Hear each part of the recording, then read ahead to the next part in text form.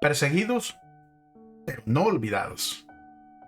Un pastor adventista, encarcelado por cargos falsos, pasó casi 2 años en la cárcel. Al principio estaba muy perplejo, pero se dio cuenta de que la prisión era el campo misionero que Dios le había dado. Cuando sus compañeros se enteraron de que era un pastor, le pidieron que les predicara. Y él lo hizo y también compartió literatura con todos. Incluso bautizó a varios reclusos y dirigió servicios de Santa Cena ahí en la cárcel. Dijo, a veces era difícil ejercer el ministerio en la cárcel, pero también había alegría, sobre todo cuando veíamos que las oraciones eran escuchadas y las vidas cambiaban. Comencemos. Bienvenido a Brother to Brother, un lugar de estudio de la palabra de Dios, donde Dios está presente, donde la esperanza es real, donde Dios es glorificado, donde su palabra cobra vida. Escuela sabática, reflexiones, estudios bíblicos y más. Gracias por estar aquí.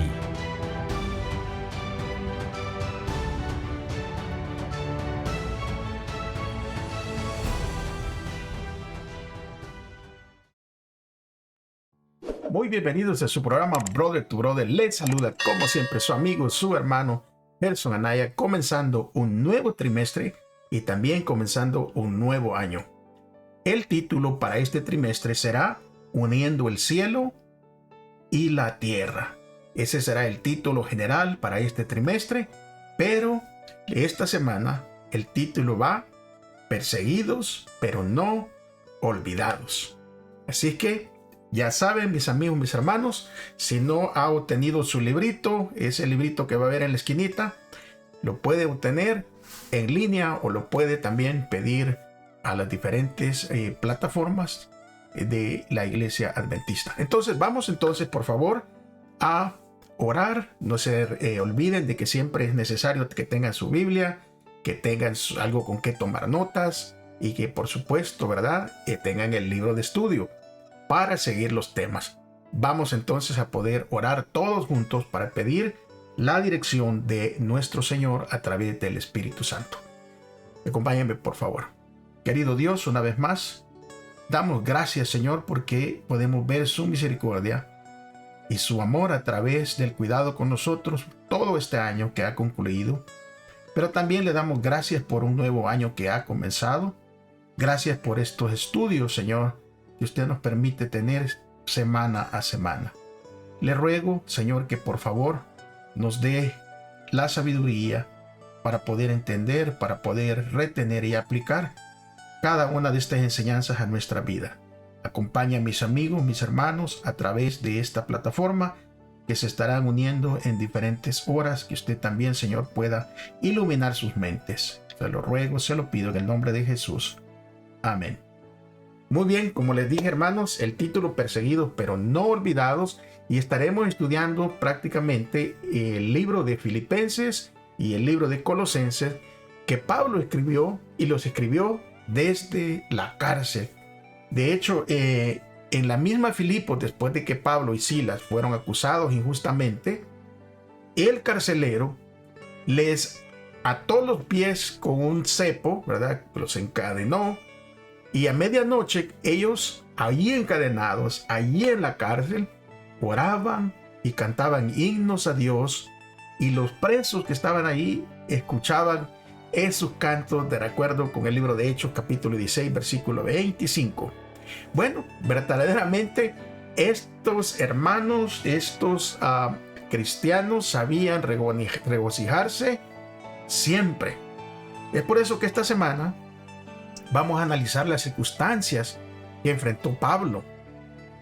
Él vio un propósito más grande para lo que le sucedió, y tal vez podamos nosotros aprender de él cuando enfrentemos diferentes pruebas. Vamos entonces a buscar el versículo de memoria que viene en la lección y se va a encontrar en el libro de Filipenses capítulo 4 y versículo 4, que dice: regocíjense en el Señor siempre. repito, regocíjense.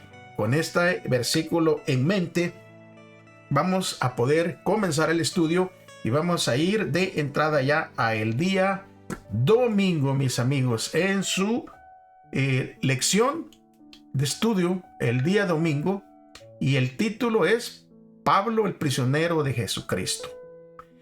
Hermanos y amigos, miren, las cartas de Filipenses y de Colosenses son conocidas como epístolas de la prisión. ¿Por qué? Bueno, porque justamente fueron escritas mientras Pablo estaba preso. Hay otras cartas que también fueron escritas de la prisión, que son el libro de Efesios y también el libro de Filemón. Bueno, la mayoría de los comentaristas, ¿verdad?, creen que estas cartas fueron escritas mientras Pablo estaba en Roma entre los años 60 y el año 62 después de Cristo. Eso es lo que ellos han llegado a una conclusión. Dice el libro de Hechos, capítulo 28-16, para ¿verdad?, respaldar un poquito lo que se habla de la estadía de Pablo en Roma. Dice Hechos 28-16, cuando llegamos a Roma, el centurión entregó los presos al prefecto militar, pero a Pablo se le permitió vivir aparte con un soldado que lo custodiase. Así es que estamos viendo ahí directamente de la escritura de cómo Pablo estaba en Roma en esas fechas, ¿verdad? Así que la pregunta de entrada que viene aquí en esta lección es: ¿qué importancia tiene la forma en que Pablo describe su encarcelamiento? O sea, ¿qué importancia? ¿Por qué es importante la forma en que Pablo lo describe? Mire cómo lo describe en Efesios, en el capítulo 3 y versículo 1, y después vamos a ver otra lectura. Pero de entrada, mire cómo dice Pablo, refiriéndose a la forma en que él se describe el encarcelamiento por el cual está pasando. Dice allí, Efesios capítulo 3, versículo 1, por esta causa yo, Pablo, prisionero de Cristo Jesús, por vosotros los gentiles. Entonces miremos ya, ¿verdad? Vemos aquí de entrada cómo se identifica él, de quién es prisionero, a pesar de estar en una cárcel romana, pero su la verdadera prisión era ¿quién?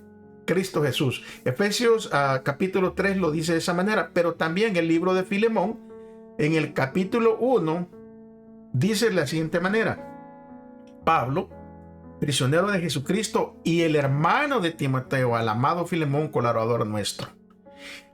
Claramente Pablo va a dejar aquí de que Pablo ha entregado su vida al servicio de Jesucristo. ¿Por qué? Porque él dice que es prisionero de Jesucristo. Esa es la manera como Pablo veía su encarcelamiento. Ese servicio que él había entregado a Jesús incluía estar preso. Y él, en ese momento, cuando él es apresado, Pablo estaba preparado para esto. Es por eso que el apóstol se describe a sí mismo como embajador en cadenas, ahí en el capítulo 6 de Efesios 6, versículo 20, embajador en cadenas. ¿Por qué? Pablo había estado en viajes misioneros, levantando iglesias y entrenando obreros para el servicio del Señor. Y uno podría haberse preguntado, ¿verdad?, ¿por qué estoy aquí cuando podría ser mucho más sin estas cadenas? Muchas veces cuando estamos por situaciones difíciles, a veces estamos trabajando bien en la obra y de repente ocurre una situación que nos desconcerta, que nos mueve, que nos hace tal vez ir en otro rumbo y no entendemos. Pero si estamos nosotros concentrados en quién está dirigiendo la misión, vamos a poder entender, porque a veces en el momento no hace ninguna, ¿verdad?, ningún sentido lo que está sucediendo. Pero si sabemos, si tenemos esa conciencia y esa fe de que Dios está obrando y que Él es el que dirige, no importa la situación, no importa la circunstancia, eso es sentirse uno o hacerse el prisionero de Jesucristo. Porque podemos preguntarnos a veces, ¿por qué me está sucediendo eso? ¿Por qué el Señor me mueve de aquí si aquí estoy haciendo una buena obra? Y no entendemos. Otra persona que pasó por esta situación fue incluso, se recuerdan de Felipe. Felipe, en el libro de los Hechos, allí estuvo él, estaba haciendo una gran obra, estaba predicando, estaba sanando personas, pero vino el Espíritu Santo y le dijo: Felipe, necesito que vayas al desierto porque había algo especial. Y uno puede pensar, bueno, si Felipe ya estaba con multitudes predicando y sanando y todo eso, pero Dios lo saca para que vayan únicamente con una persona al desierto. Para nosotros no puede hacer sentido, pero ¿saben qué?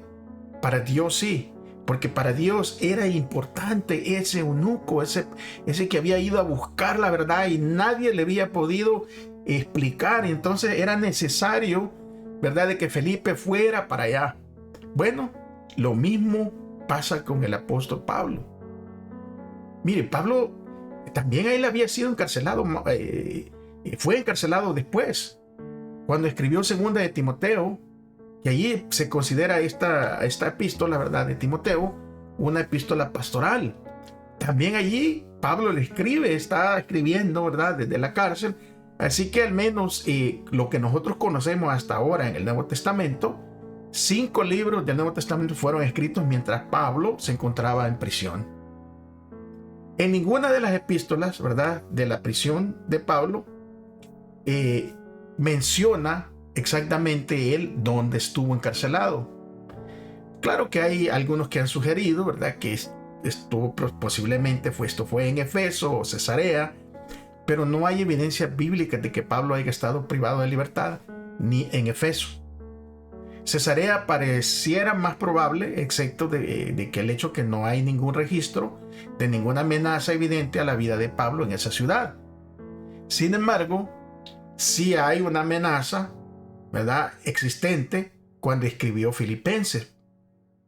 Por ejemplo, allí lo podemos encontrar en Filipenses 1:20, dice: conforme a mi anhelo y esperanza de que en nada será avergonzado, antes bien con toda confianza, como siempre, ahora también seré magnificado Cristo en mi cuerpo, o por vida o por muerte. O sea, ya hay una amenaza. Pablo ya escribe en ese contexto, ¿verdad?, en ese sentido de cómo él se sentía ya amenazado, ¿verdad? Y es por eso que dice que él va a magnificar a Cristo en mi cuerpo, o por vida o por muerte. O sea, en vida o por muerte, en la situación que se encuentre, él lo va a glorificar. Y Filipenses 2:17 dice: aunque sea derramado en libación sobre el sacrificio y servicio de vuestra fe, me gozo y me regocijo con todos vosotros. O sea, aunque esté pasando por dificultades, por problemas, no, y por sacrificios, no importa. Lo importante es de que él entiende que lo está haciendo por los hermanos, ¿verdad? Y se está pasando todo esto por llevar el mensaje. Claramente podemos ver aquí que esta epístola contiene algunas pistas acerca del lugar donde Pablo se encontraba en el momento en que fue encarcelado. En primer lugar, había un pretorio. O sea, el pretorio era un palacio o una sede del tribunal de los magistrados romanos. Y esto puede referirse a la residencia también oficial de un gobernador provincial, como la de Jerusalén, donde Jesús también fue allí, ¿verdad?, juzgado por Pilato. Ahí se recuerdan en el libro de Mateo 27:27, lo puede encontrar, o en Juan 18:33. O también como la ciudad de Cesarea, donde Pablo fue encarcelado, ¿verdad? Ahí le solo menciona el apóstol en el libro de Hechos 23:35. Y Pablo utiliza claramente el término no como una referencia a un lugar, sino en relación con ciertas personas. Porque Pablo dice que en el libro de Hechos que toda la guardia pretoriana se familiarizó con el evangelio. Esto está en Filipenses 1:13. O sea, Pablo dice que toda la guardia de ese lugar, del pretorio, se familiarizó con el evangelio. O sea, conocieron el evangelio. Esta guardia, para que tengan una idea, estaba integrada por hasta 14,000 soldados. Estos soldados eran seleccionados, ¿verdad?, que para proteger al emperador y también custodiaban a los prisioneros. O sea, esta era una guardia especial. Y todos ellos, ¿verdad?, según el apóstol escribe, llegaron al conocimiento del evangelio. Y ahora vamos a ver, en segundo lugar,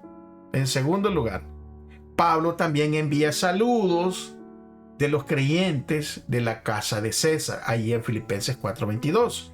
Esto nos va a dar una indicación de que Pablo estaba prisionero en Roma y en contacto con los que servían en la casa de César, en la casa imperial. O sea, ahí tenemos, ¿verdad?, indicios. La pregunta es, que viene al final de este día, ¿cómo podemos aprender a extraer lo mejor de cualquier situación difícil en la que nos encontremos? O sea, ¿cómo podemos hacer esto? Estudiando nos damos cuenta que la única manera, como hemos visto hasta el momento, lo que hemos visto en este estudio, la única manera es estar entregados completamente al Señor Jesús. No hay otra manera. Porque no vamos a entender a veces las situaciones que nos están sucediendo por causa del evangelio. Hay que hacer una distinción, ¿verdad? Porque a veces nosotros mismos nos metemos en problemas con otros fines propios o personales y queremos confundir eso como algo que viene, ¿verdad?, como los sufrimientos que pasó el apóstol, pero nada que ver con eso. Aquí estamos hablando, ¿verdad?, específicamente de los sufrimientos por la misión, sufrimientos por el evangelio, sufrimientos o consecuencias por ser diferentes, por no querer ser o parecernos o hacer lo que hacen los demás que no conocen el evangelio. Entonces, bien claro, ¿cómo podemos aprender a extraer lo mejor de cualquier situación difícil en que nos vayamos a encontrar? Entregándonos completamente a Cristo, o como Pablo lo pone, más sencillamente, siendo prisioneros de Jesucristo. Ahora, no siempre es fácil hacerlo. ¿Cómo lo iremos a lograr? Bueno, con una comunión diaria con el Señor, a través de la oración, del estudio, de las obras, del ayuno, a través de esa comunión entre un padre y un hijo, entre un hijo y un padre con nuestro Padre Celestial. Bueno, vamos a pasar entonces, hermanos, al día lunes. El día lunes lleva por título Pablo encadenado. Y aquí Pablo va a mencionar varios lugares o varias partes de encarcelamiento durante su permanencia allá en Macedonia. Ahora, el primer caso que se registra ocurrió en Filipos, y eso se registra en el libro de Hechos, en el capítulo 16, en el versículo 16 al 24. Esta es la primera mención que se hace de cómo Pablo fue encarcelado. Más tarde, él fue encarcelado brevemente también en Jerusalén, antes de su traslado a la prisión de Cesarea. En otro texto, Pablo también dice que estaba en prisión, allí en el libro de Filipenses 1:10 al 13. Aunque estaba bajo arresto domiciliario en Roma, era allí acompañado por un soldado romano, de esos soldados, ¿verdad?, especiales, elite, esos romanos que tenían una fama tremenda. Hay un historiador, ¿verdad?, cristiano, que es Ignacio de Antioquía, que él es un historiador del principio del siglo II, que estuvo más o menos en una condición igual a la de Pablo, en donde tenía un soldado, ¿verdad?, a su cuidado, un soldado de la élite. Y él describió, Ignacio de Antioquía describe a ese tipo de soldados romanos, imagínalo, ¿cómo lo describe? Como bestias salvajes. O sea, eran unos soldados crueles para los que estaban ahí custodiando a estas personas, estos soldados especiales. Y él lo describe como soldados bestias salvajes. Y él decía de esto, que cuanto más amablemente se les trataba, ellos peor se comportaban. O sea, era tremendo estar bajo este cuidado de estos soldados. Para que tengamos una idea, ¿verdad? De que no creamos de que, bueno, a Pablo se le dio un trato especial y lo pusieron ahí aparte con un soldado que lo atendiera. No, era este tipo de soldados, crueles, tremendos, o sea, salvajes. Así fue el Pablo encadenado allá en el lugar de cuando él fue llevado a Roma. Bueno, vamos entonces a ver la pregunta de este día. Quiero hacer una pausa para explicar, hermanos, porque a veces se unen personas nuevas que están viendo el video y dice, ¿por qué se hace tan largo? Bueno, este es un estudio de una semana. Se graba para una semana. Usted puede mirar día por día con su libro, estudiarlo. Recuérdense que es un estudio, no es un comentario. Así que por favor, póngale pausa, ¿verdad? Si ya se le hizo larguito, el siguiente día agarre su Biblia, su libro de estudio y continúa con el video para que estudiemos todos juntos. Tratamos de leer casi todos los versículos que vienen ahí. ¿Por qué? Porque es importante cuando estudiamos leer directamente de la palabra de Dios. Hay otros hermanos y pastores que hacen libros sobre el comentario. Eso es un comentario sobre la perspectiva de ellos. Pero aquí venimos nosotros a estudiar para que tengamos nuestra propia perspectiva personal y nuestro propio entendimiento personal. Así que, aclarando eso, bueno, la pregunta, ¿qué revela el pasaje de 2 de Corintios del capítulo 4, del versículo 7 al 12, acerca de cómo Pablo pudo soportar las pruebas a las que se enfrentó? ¿Y cuál era, dos preguntas en una, cuál era el centro de su vida? Entonces, para entender esto y para ir sacando una conclusión, leamos 2 de Corintios capítulo 4, versículos 7 al 12. 2 de Corintios 4, 7 al 12 dice, cuando Dios nos dio la buena noticia, puso, por así decirlo, un tesoro en una frágil vasija de barro. Así, cuando anunciamos la buena noticia, la gente sabe que el poder de ese mensaje viene de Dios y no de nosotros, que somos tan frágiles como el barro. Por eso, aunque pasamos por muchas dificultades, no nos desanimemos. Tenemos preocupaciones, pero no perdemos la calma. La gente nos persigue, pero Dios no nos abandona. Nos hacen caer, pero no nos destruyen. A donde quiera que vamos, todos pueden ver que sufrimos lo mismo que Cristo y que por obedecerlo estamos siempre en peligro de muerte. Pero también pueden ver por medio de nosotros que Jesucristo tiene poder para dar vida a los muertos. Y así, mientras que nosotros vamos muriendo, ustedes van cobrando nueva vida. ¡Wow! Esto explica claramente cómo y por qué Pablo, ¿verdad?, contesta esta pregunta que nos hacía el libro de la lección aquí, acerca de cómo pudo Pablo soportar las pruebas a las que se enfrentó. Y la pregunta también de cuál era el centro de su vida. Claro, podemos ver aquí cómo esta pregunta se responde solita a través de estos versículos. Y es que por muy difícil que fuera su vida, Pablo, teniendo todo esto en su corazón y en su mente, era capaz de ver el lado bueno de las cosas, y eso le daba valor para soportar la tensión a la que se enfrentaba.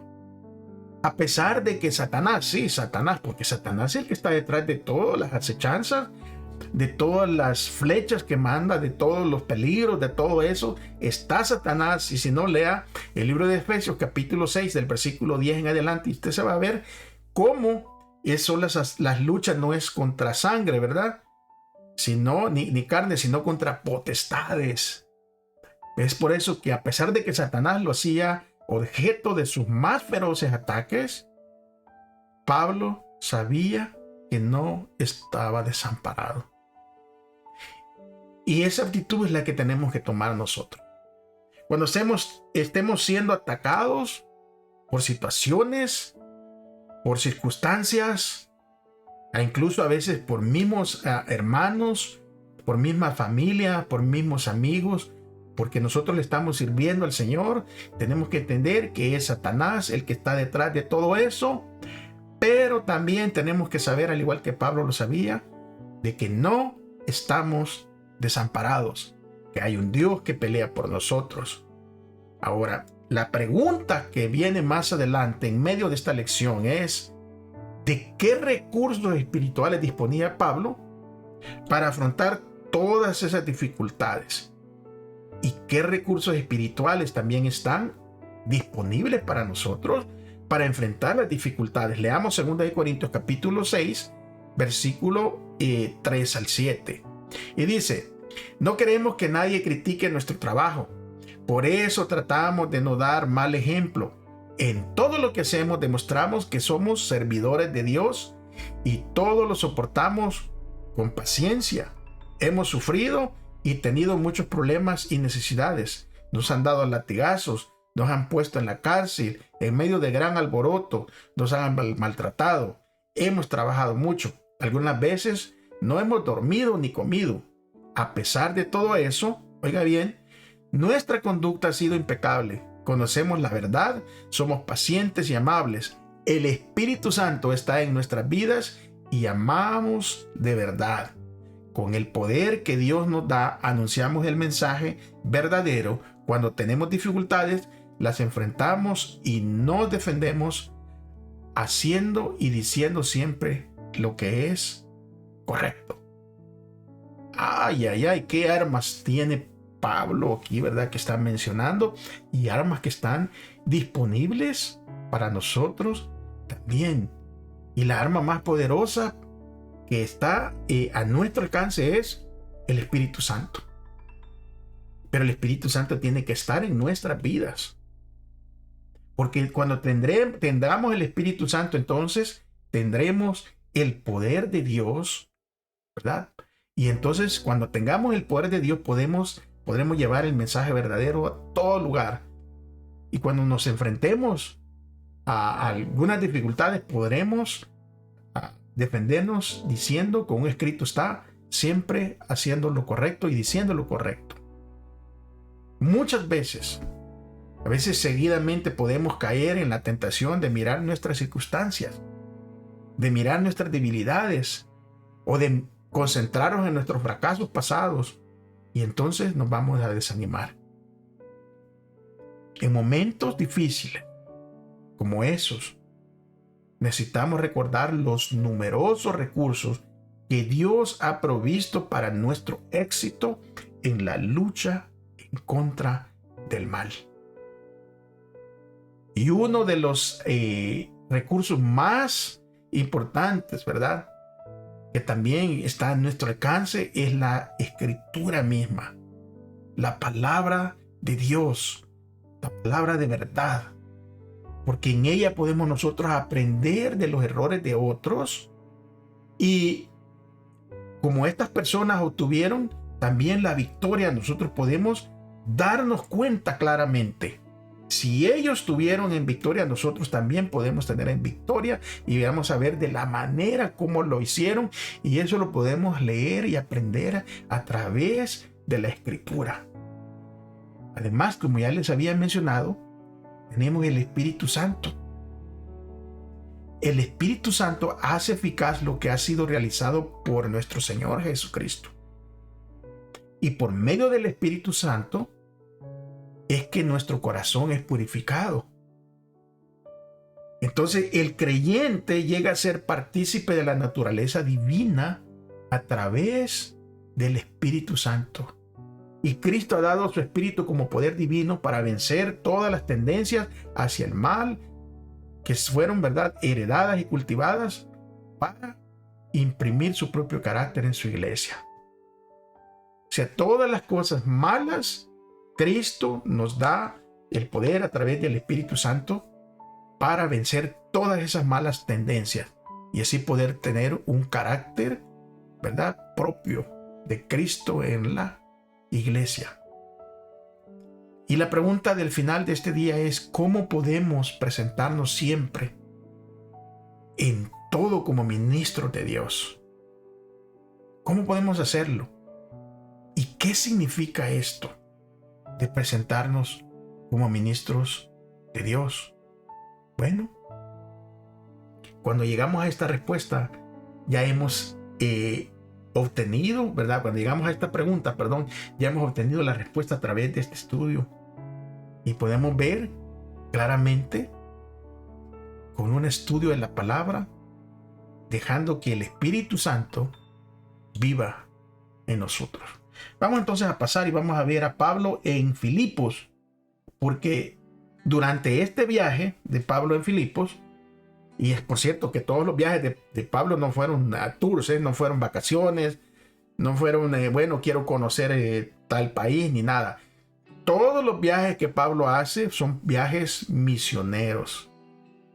Pablo andaba de misionero, y durante el segundo viaje misionero de Pablo, poco después, ¿verdad?, de que se une a él el equipo de Timoteo. O sea, viene Timoteo y se va a unir al equipo que trae Pablo. Es sorprendente, ¿verdad?, cuando nosotros estamos trabajando bajo la dirección de Dios, cuando nosotros estamos haciendo obedientes a la palabra de Dios. Es sorprendente cómo el mismo Dios, el mismo Espíritu Santo, impide qué hacer y qué no hacer. Porque a Pablo le impidió el Espíritu Santo continuar su labor misionera en el área de Asia Menor. Dice el libro de Hechos, capítulo 16, 6, que Pablo y sus compañeros intentaron anunciar el mensaje de Dios en la provincia de Asia, pero el Espíritu Santo no les permitió. Entonces viajaron por la región de Frigia y Galacia. Fíjense qué importante esto, hermanos y amigos. Cuando estemos conectados con Dios, Dios nos va a permitir ir y no ir aún en los asuntos misioneros. Porque muchas veces queremos salir por nuestra propia cuenta, con nuestros propios planes, y cuando lo hacemos así, va a dar a veces apariencia de éxito, pero va a ser un fracaso. No va a ser el resultado o el propósito que Dios tenía para ese viaje o esa misión. Y esto aplica para todas las áreas de nuestra vida. Cuando hacemos un negocio, una relación, cualquier otro asunto, ¿verdad?, trabajo, tenemos que pedir la dirección del Espíritu Santo. ¿Para qué? Para que sea exitosa.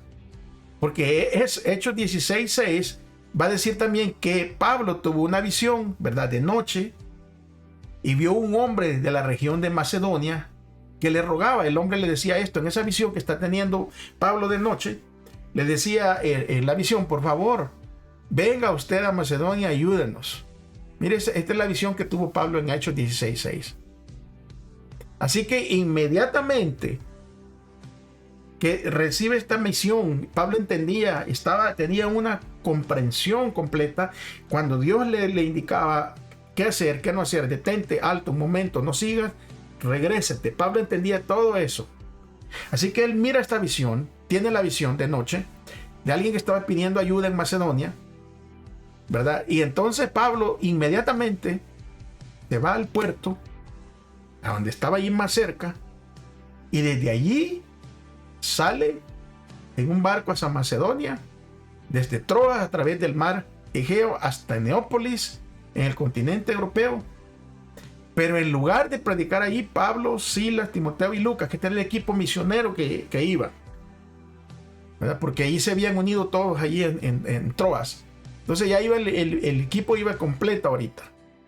Iba Pablo, iba Silas, iba Timoteo, iba Lucas, ¿verdad? Por eso es que el libro de Hechos, los estudiosos llegan a la conclusión, por la forma como se escribe, de que fue Lucas el autor.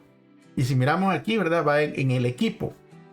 Ellos se unieron, ¿verdad?, ahí en Troas. Y ahora en el libro de Hechos, miren, en el libro de Hechos, capítulo 16, versículo 11 al 12, dice lo siguiente: salimos de Troas en barco y fuimos directamente a la isla de Samotracia. Al día siguiente fuimos al puerto de Neópolis y de allí a la ciudad de Filipos.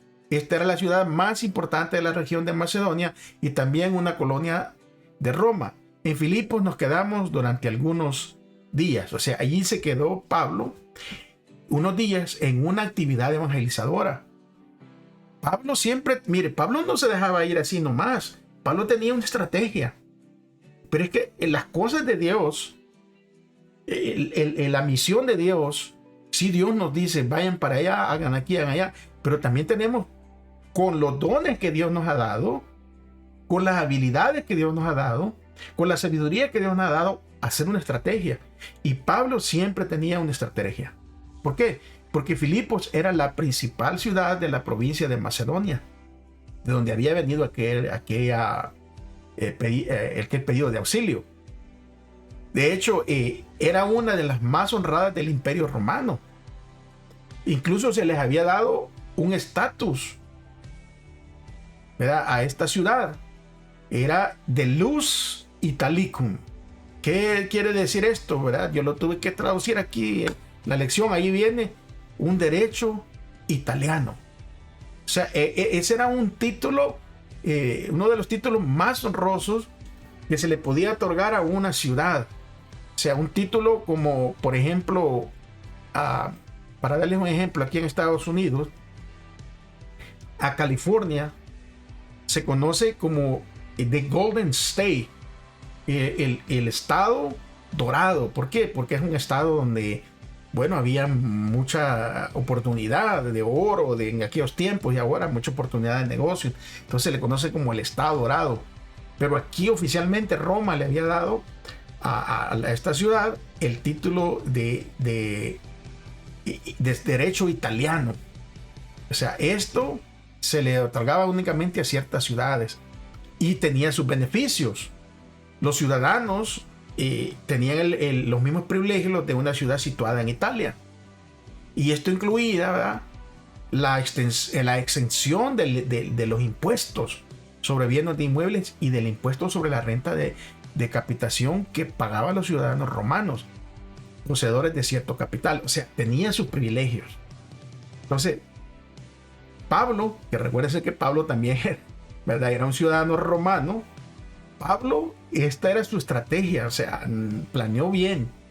Entonces, además, ¿verdad?, de todos estos privilegios, otro privilegio más era que cualquiera que naciera en la ciudad se convertiría automáticamente en un ciudadano romano. O sea, toda esta gente de Filipos tenían esos privilegios. Pero además era una parada importante en esta vía. Era una ruta principal terrestre que conectaba Roma con el Oriente. Y el establecimiento de una importante presencia cristiana allí fue que le permitió a la iglesia de Filipos llevar el evangelio a muchas otras ciudades cercanas. Ahora estamos entendiendo por qué Pablo fue allí y allí puso la iglesia, la plantó, porque de allí salía, era como una conexión con las demás ciudades. Entonces, eso fue lo que le permitió, ¿verdad?, a la iglesia de Filipos llevar el evangelio a muchas otras ciudades cercanas como Antifópolis, a Polonia, a Tesalónica y a Berea. Estos nosotros, si lo queremos corroborar, vamos a poderlo leer ahí en el libro de Hechos, el capítulo 17, versículo 1 al 10. Y curiosamente, fíjense que el lenguaje oficial de Filipos del siglo I era el latín, ¿verdad? O sea, que aquí podemos mirar que hay un predominio, ¿verdad?, en las escrituras y en las inscripciones de Filipos en latín, o sea, el lenguaje de los romanos. Pero en Filipenses 4:15, Pablo incluso se dirige a ellos con una palabra que suena latina, ¿verdad? O sea, en latín. Y ellos se refiere a los filipenses como Filepesiois. O sea, en latín les dice, al parecer, ¿verdad?, que aquí se da el reconocimiento de una especial condición romana a la ciudad de Filipos y a sus ciudadanos. Pero sin embargo, el griego era el idioma del mercado y de los pueblos y de las ciudades que estaban en alrededor.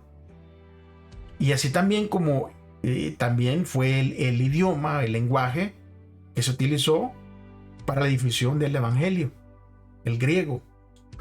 Y Lucas describe cómo Pablo y su equipo se reunieron para orar junto al río allí donde Lidia y su familia se convirtieron.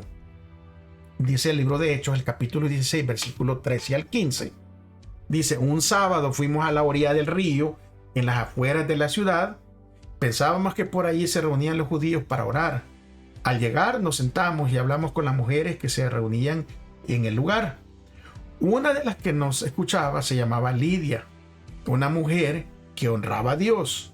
Era de la ciudad de Tiatira y vendía telas muy finas de color púrpura. El Señor hizo que Lidia pusiera mucha atención a Pablo. Y cuando ella y toda su familia fueron bautizados, nos rogó: si ustedes consideran que soy fiel seguidora del Señor, vengan a quedarse en mi casa. Y ella nos convenció. Claramente aquí vemos a una mujer de negocio, ¿verdad? Porque la Escritura dice que vendía telas finas.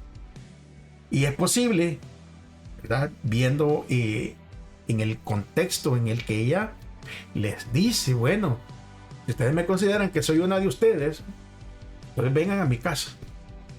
O sea, tenía los recursos para recibir a estos misioneros, para abrigarlos, para darles de comer y estadía.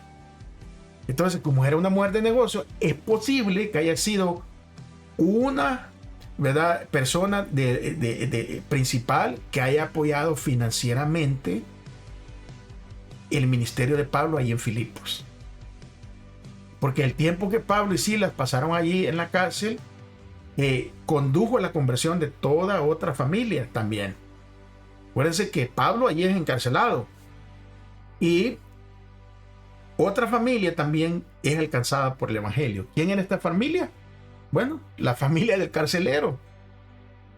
¿Verdad? Que al igual que la historia de introducción de esta lección, en donde aquel pastor había sido encarcelado injustamente, Pablo también fue encarcelado injustamente, y pudimos ver cómo también allí en la cárcel ese pastor hizo, ¿verdad?, prácticamente un ministerio y bautizó a personas. O sea, aquí miramos también que Pablo estuvo en la cárcel y posiblemente Lidia fue la quien les asistía, ¿verdad?, económicamente. Ahora, el Espíritu Santo sabía que Filipos sería el puesto de avanzada para la expansión del evangelio a través de Europa, a quien también el Espíritu Santo conocía de que iba a haber persecución.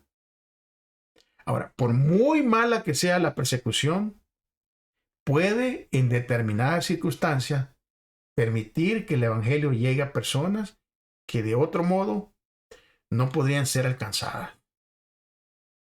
Hay personas que llegan a prisión y fue únicamente allí en ese lugar, en prisión, en donde pudieron escuchar el evangelio y donde pudieron entregar sus vidas a Jesús. De otra manera, tal vez libres afuera no hubieran podido conocer a Jesucristo, sino que hubieran seguido delincuendo y pudieran haciendo sus fechorías y haciendo maldades, y nunca hubieran conocido a Cristo y se hubieran perdido. Ahora la pregunta de este día: ¿cómo nos ayuda este texto de Hechos 9:16? Que dice literalmente: yo les voy a mostrar lo mucho que van a sufrir por mí. Así dice el texto. Entonces, ¿cómo nos ayuda este texto a entender algunas de las pruebas de Pablo? ¿Y cómo puede ayudarnos a entender algunas de las pruebas nuestras? Porque claramente dice: yo les voy a mostrar lo mucho que van a sufrir por mí. Recuérdense que estamos hablando en el contexto de la misión. ¿Cómo esto nos ayuda entonces a entender que muchas veces cuando estamos haciendo lo correcto en la misión, vamos a sufrir? Y esto nos debe de nosotros de dar ánimo, en vez de causarnos un desánimo, nos debe de dar ánimo de que lo que Dios dice se cumple. Pero recuerden, como dijimos el día anterior, no estamos solos ni estamos abandonados. Vamos entonces ahora a mirar, a leer, a conocer en el día miércoles a Pablo, pero ahora no en Filipos, sino a Pablo en Colosas, que es otra ciudad donde Pablo llegó. Ahora, no hay una constancia de que Pablo visitara alguna vez Colosas. lo que nuevamente nos dice algo acerca de la eficacia de su estrategia evangelizadora. En primer lugar, fue un residente de Colosas llamado Epafras quien llevó el evangelio a esa ciudad. Fíjese bien, pero el título dice Pablo en Colosas, pero ¿cómo Pablo en Colosas? Bueno, Pablo plantó la iglesia en Filipo estratégicamente, ¿verdad? Y ahora miramos que el evangelio llega en Colosas a través de Epafras. Ahora, la pregunta es, ¿cómo ocurrió la conversión de Epafras? Bueno, lo más probable es que haya ocurrido cuando Pablo estuvo a mediados de la década del 50 en el cercano Efeso. Y todos los habitantes de Asia pudieron oír la palabra del Señor, dice la Escritura. El libro de Apocalipsis también da testimonio de la gran difusión del Evangelio en esta zona. Eso lo podemos leer ahí en Apocalipsis 1:4. Ahora, la explicación más plausible de este éxito, incluida su propagación a Colosas, es que haya sido el resultado de la labor de los conversos de Pablo. Es que el Evangelio así es, el Evangelio se va extendiendo. Por eso que más tarde Pablo pudo escribir, ¿verdad? Pudo decirle, mire, uno es el que siembra, otro el que riega y otro el que cosecha. Entonces, posible Pablo pasó por allí y Pablo tiró la semilla, sembró ahí un poquito y esa semilla creció y dio frutos y los conversos empezaron a esparcir el Evangelio. Porque habían conversos allí quienes habían escuchado el Evangelio por primera vez allí en Efeso. Y era la ciudad más importante de Asia Menor y uno de los principales puertos. Ahora, asumimos que Epafras habría escuchado la predicación de Pablo en Efeso y que se convirtió en uno de sus colaboradores y que fue él el que habría llevado el Evangelio a su ciudad natal de Colosas. La ciudad quedaba a unos 15 kilómetros al sureste de la Odisea, que por cierto, esta ciudad en la actualidad está siendo excavada. Entonces, por lo que sabemos, ¿verdad?, menos de ella que de otras ciudades más importantes de esa región. Lo que sí sabemos es que tenía una población judía que era considerable, grande, ¿verdad?, de hasta más o menos unos 10,000 de ellos que vivían en la zona de Frigia. Las monedas que se acuñaban en Colosas indicaban que sus habitantes adoraban, como en muchas ciudades romanas, a una variedad de dioses. Y las prácticas paganas y las poderosas influencias culturales planteaban a los cristianos un desafío enorme, no solo para evangelizar la ciudad, sino también para mantenerse fieles a la fe pura del Evangelio. Otro cristiano prominente en Colosas fue Filemón, que pudo haberse convertido más o menos al mismo tiempo que Epafras, más o menos de la misma época. La pregunta aquí, porque ya tenemos estos dos misioneros, por decirles así, porque llevaron el mensaje del Evangelio, ¿verdad? Entonces, tanto a Filemón como a Epafras. Pero vamos a ver una historia aquí de Filemón, porque aquí hay una conversión, pero que también Pablo tiene que ver mucho en esto.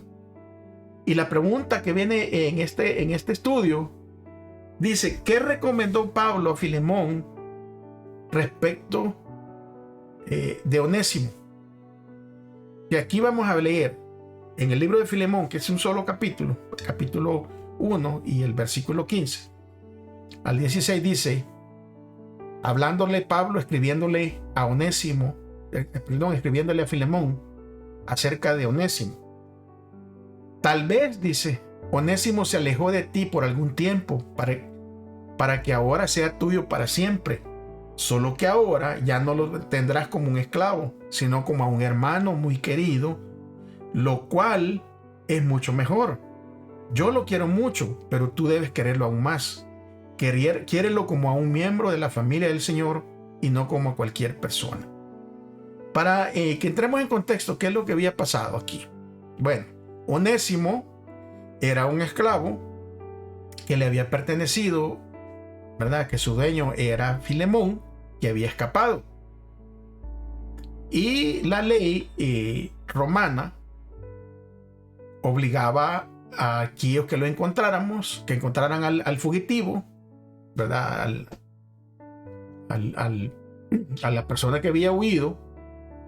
La ley romana obligaba al que lo encontrara a que entregase, ¿verdad?, al fugitivo, al esclavo, al siervo, al dueño.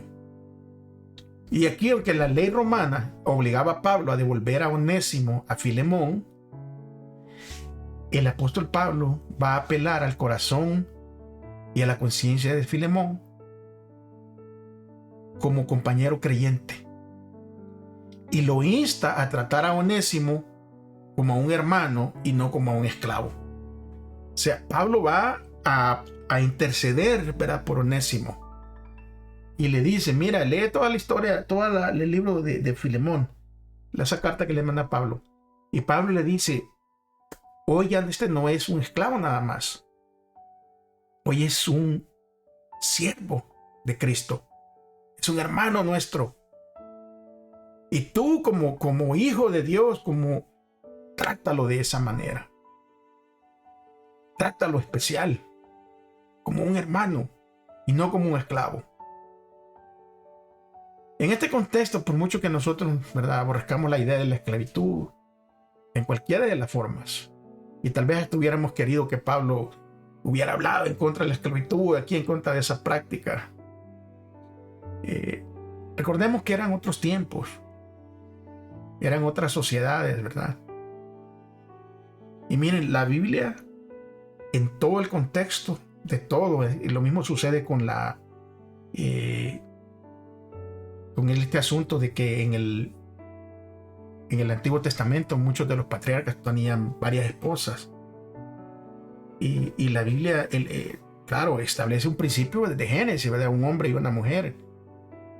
Pero hay cosas que van sucediendo que no son aprobadas por Dios, que son resultado del hombre, ¿verdad? Lo carnal del hombre. Pero la Biblia lo que hace es que encuentra una solución que tiene que ver con lo espiritual a todas estas situaciones. Y es así como nosotros tenemos que mirar esta práctica en el tiempo pasado, ¿verdad? En la época de los apóstoles, porque existía, era lo que la sociedad había marcado, habían hecho que era parte de la sociedad la esclavitud. Pero aquí Pablo va a liberar a Onésimo a través. ¿Cómo fue liberado Onésimo? Porque él conoció a Jesucristo. La Escritura dice, ¿verdad? Conoceráis la verdad y la verdad os hará libres. Y cuando el libro de Isaías habla del Mesías que iba a venir a libertad, bueno, la libertad principal es la libertad espiritual. La libertad de la muerte, porque vivimos en un mundo de pecado y pecamos y somos pecadores y la paga del pecado es muerte. Entonces Cristo nos libera de esa esclavitud, del pecado y de la paga de la muerte, porque Él ya pagó. Saben que durante la esclavitud, ¿verdad?, aquí en Estados Unidos, en la época de la esclavitud, Elena de White le dijo específicamente a los adventistas que desobedecieran la ley que ordenaba devolver a los esclavos fugitivos. O sea, hay una ley de libertad más alta que esa. Y era libertad primero, ¿verdad?, a estas personas espiritualmente y de la paga del pecado. Y que lleguen a conocer la verdadera libertad. Y el verdadero libertador que es Jesucristo. El día de jueves nos habla de las iglesias de Filipos y Colosas. Y Pablo le escribe a estas iglesias, ¿verdad? en la iglesia de Filipos y la iglesia de Colosas, aquí en el libro de la carta de los Filipenses y la carta de Colosenses. Y aquí vamos a ver cómo se describen a las iglesias y qué significa esta descripción. Mire, por ejemplo, cuando Pablo le escribe a Filipenses, en Filipenses 1, versículo 1 al 3, les dice: queridos hermanos y hermanas de la iglesia de Filipos, nosotros, Pablo y Timoteo, que somos servidores de Jesucristo, enviamos un saludo a todos ustedes, santos hermanos fieles que pertenecen al pueblo especial de Dios y están unidos a Jesucristo. Saludos también para los líderes y los diáconos. Que Dios, nuestro Padre y el Señor Jesucristo los amen mucho y les den su paz. Que siempre doy gracias a mi Dios por ustedes cuando nos acordamos siempre. De esa manera lo describe la iglesia que está escribiendo a Filipenses, ¿verdad? Los describe de una manera singular, pero también cuando Pablo va a saludar a los colosenses, versículo 1 y 2 de Colosenses, dice: queridos hermanos y hermanas de la iglesia de Colosas, nosotros, Pablo y Timoteo, les enviamos nuestros saludos. Oiga bien, a los santos hermanos fieles que son parte del pueblo especial de Dios y han puesto su confianza en Cristo. Aquí miramos un saludo típico, ¿verdad? De Pablo. Y Pablo llama a los cristianos, lo llama santos. Y ya miramos en el trimestre pasado, si usted no lo ha visto, hermano, puede ir al canal, ahí está la lista por trimestres. Y usted puede ver el trimestre pasado en donde el mismo Dios, ¿verdad? Se escogió a un pueblo y un pueblo lo escogió a un pueblo diferente, apartado para él, un pueblo santo. Y entonces Pablo llama a los cristianos santos. Y lo que esto significa que fueron apartados como pueblo o consagrados como un pueblo especial de Dios en virtud de que fueron bautizados. Y así como Israel en el pasado lo había sido antes como nación santa por medio de la circuncisión, ahora pues, si dieres oído a mi voz y guardares mi pacto, dice el Señor, vosotros seréis mi especial tesoro sobre todos los pueblos, porque mí es toda la tierra, y vosotros seréis mi reino de sacerdotes, gente santa. Estas son las palabras que dirás a los hijos de Israel en el Antiguo Testamento y en Éxodo 19, 5 y 6. Eso le dijo el Señor a su pueblo. Pero mira ahora lo que nos dice a nosotros en 1 de Pedro capítulo 2 versículos 9 y 10. Mas vosotros sois linaje escogido, real sacerdocio, gente santa, pueblo adquirido, para que anunciéis las virtudes de aquel que va llamado de las tinieblas a su luz admirable. Vosotros que en el tiempo pasado no eras pueblo, mas ahora sois pueblo, que en el tiempo pasado no habías alcanzado misericordia, ahora la has alcanzado.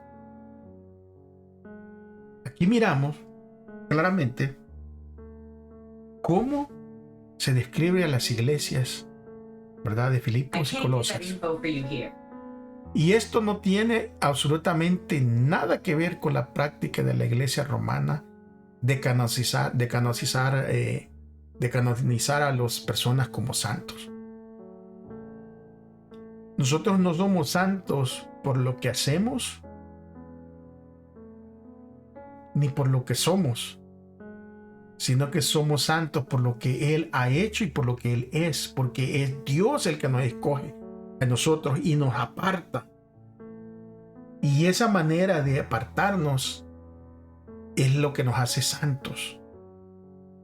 Pero también es interesante de que además de que lo llama santo, ¿verdad?, es interesante que hay un paralelismo entre los saludos de estas dos epístolas. Y Pablo se refiere también a obispos, que en griego, ¿verdad?, literalmente significa supervisores. En griego la palabra obispo es episcopos, o sea, supervisores. Y también va a hablar de los diáconos ahí en el libro de Filipenses. Y lo llama hermanos santos y fieles en Cristo, allí en Colosas también. O sea, hay un paralelismo de todo eso. Y cuando el Nuevo Testamento habla de hermanos fieles, se refiere a quienes tienen un ministerio específico en la iglesia. hermanos que están activos sirviendo.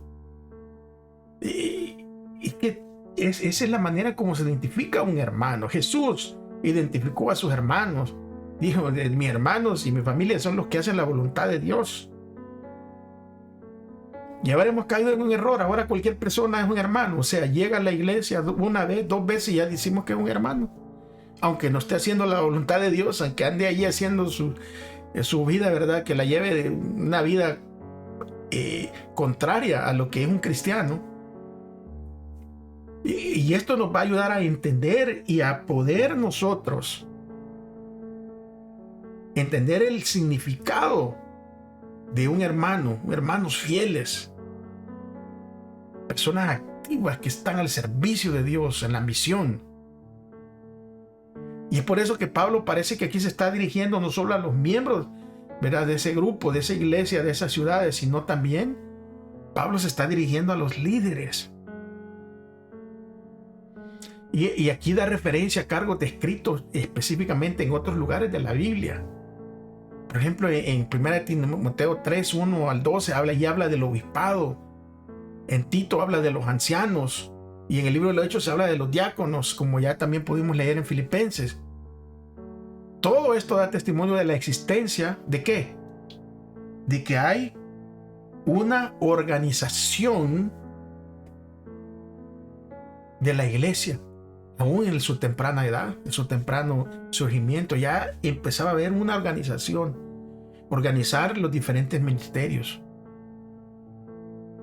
formar colaboradores como Pablo, ¿verdad?, formó a Timoteo, a Epafras, y proveer para el liderazgo de las iglesias locales. Eso era una prioridad para Pablo. ¿Por qué? Porque cuando se hace esto, si siguiéramos ese modelo, ¿verdad?, de formar liderazgo en nuestras iglesias locales, que fuera una prioridad para nosotros,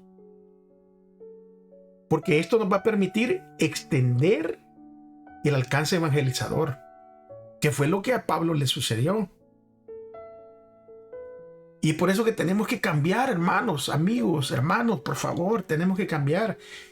Los líderes tenemos que ser una prioridad, formar colaboradores. Oí una sugerencia en una predicación que los ancianos deberían de tener un anciano o un joven en entrenamiento para que fuera un anciano ya en muy poco tiempo.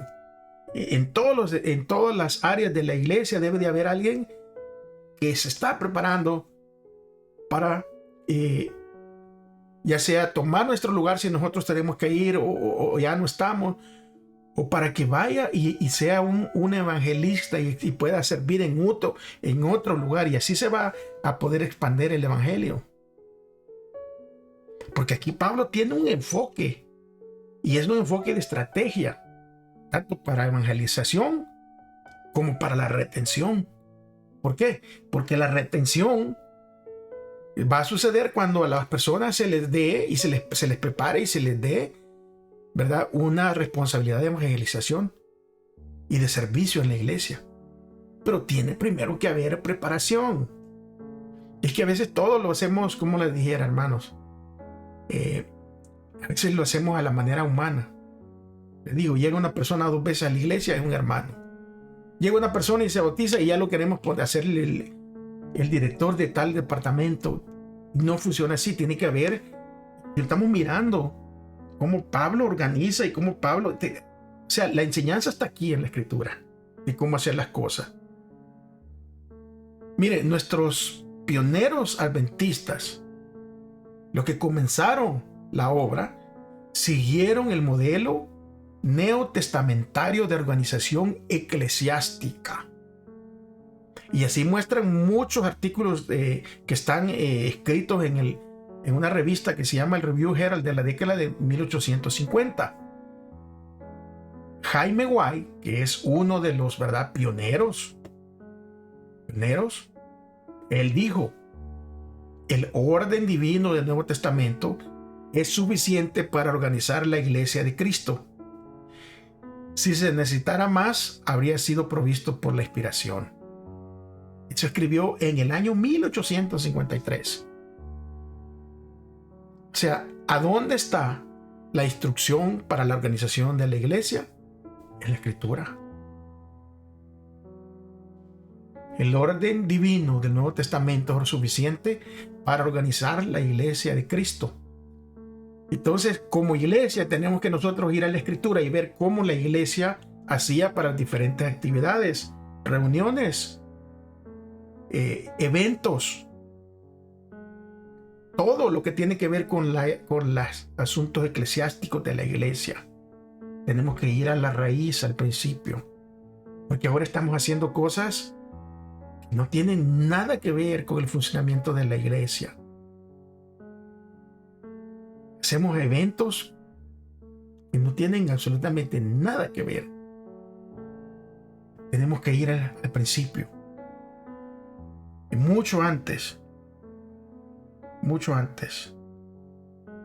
de que Pablo escribiera a estas iglesias, ya los apóstoles habían comenzado a establecer oficiales en las iglesias de Jerusalén. Por ejemplo, en el libro de Hechos, en el capítulo 6, se elige ahí a los primeros diáconos. En Hechos los 11:30 se hace mención ya de los ancianos. O sea, ya iba la organización tomando un modelo. Y esto debía de servir de modelo para las iglesias que se establecieran en otros puntos donde los mensajes de la verdad trabajasen para ganar conversos al Evangelio. Se sabe bien que Pablo utilizó a veces ayudantes literarios en la composición de sus epístolas. Timoteo es también mencionado como un asistente editorial en otros lugares. El hecho de que Pablo siguiera usando tácticamente el pronombre de primera persona singular, yo, en lugar de a nosotros, demuestra también que Pablo tenía una autoridad apostólica respaldada, que respaldaba estas epístolas. O sea, no era cualquiera escribiendo, era el apóstol Pablo escribiéndole a las iglesias con esa autoridad. Hermanos y amigos, para cada alma que está creciendo en Cristo, habrá tiempos de lucha, y lucha seria, y a veces lucha prolongada. ¿Por qué? Porque los poderes de las tinieblas están decididos a oponerse al camino del avance. Pero cuando buscamos la gracia en la cruz de Cristo, no podemos fracasar. La promesa del Redentor es: nunca te dejaré ni te desampararé. Yo estoy contigo todos los días hasta el fin del mundo. Alabado sea el nombre de Dios. Gracias por haberse quedado hasta el final, amigos y hermanos. Gracias por compartir esta lección, por darle like, deje sus comentarios, alguna pregunta. Recuérdese que este canal por ninguna manera, y le pedimos a nuestro Señor y le damos gracias por eso, de ninguna manera este canal está monetizado. No estamos haciendo dinero por vistas, porque lo hacemos únicamente porque Dios ha sido bueno con nosotros, para que el Evangelio sea predicado en todo lugar. Así que nos vemos la próxima semana. La pasen bien. Si están mirando este video antes del fin de año, que se la pasen bien con sus familias. Si es después del año, que tengan un bendecido año caminando con el Señor. Recuérdense que estaremos aquí la próxima semana para seguir estudiando. Si Cristo no ha venido, si Él lo permite. Mientras tanto, si dice que ama a Dios, demuéstrelo cómo, amando a su prójimo. Hasta la próxima. Un abrazo. Bendiciones.